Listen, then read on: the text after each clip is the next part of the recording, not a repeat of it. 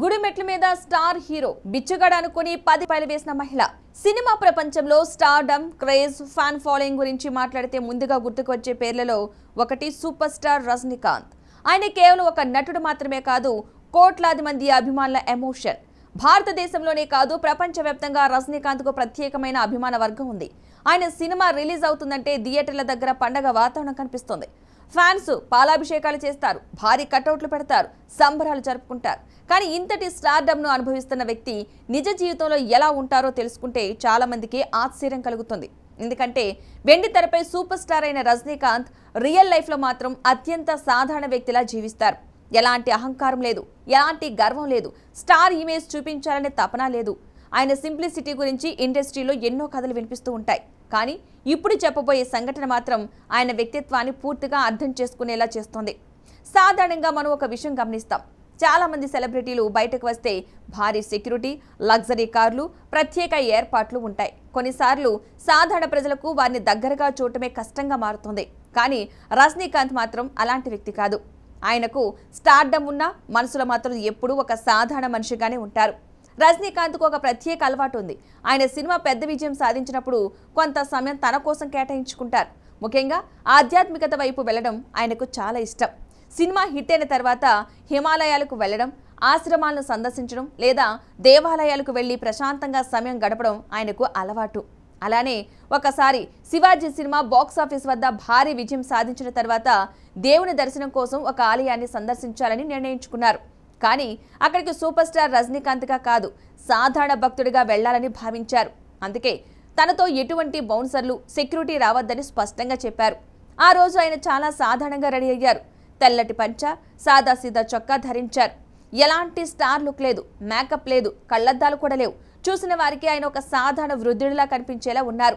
అలా ఒంటరిగానే దేవాలయానికి వెళ్లారు.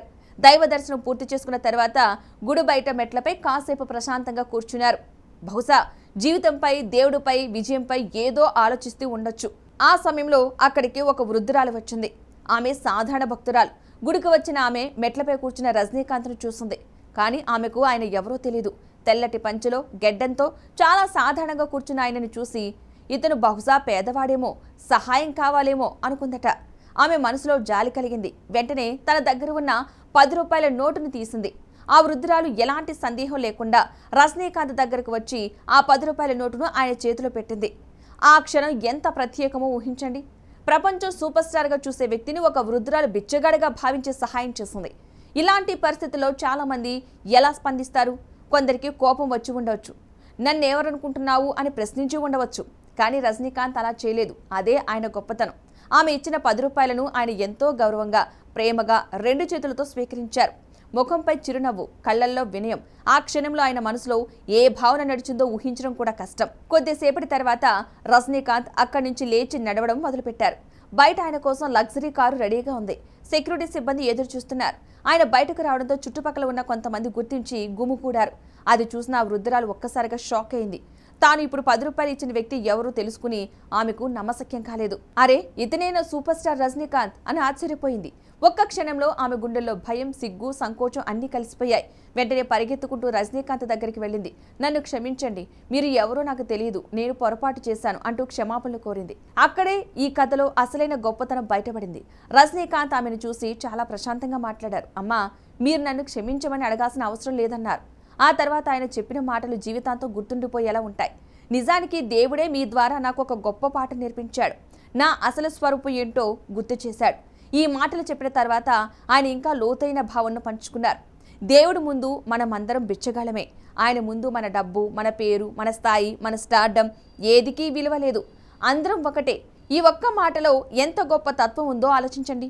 ఈరోజు మనిషి సంపద, హోదా, పేరు, గర్వం అన్నింటి కోసం పరుగులు పెడుతున్నాడు. కానీ చివరికి దేవుడి ముందు అందరూ సమానమే అనే సత్యాన్ని రజనీకాంత్ ఎంతో సరళంగా చెప్పారు.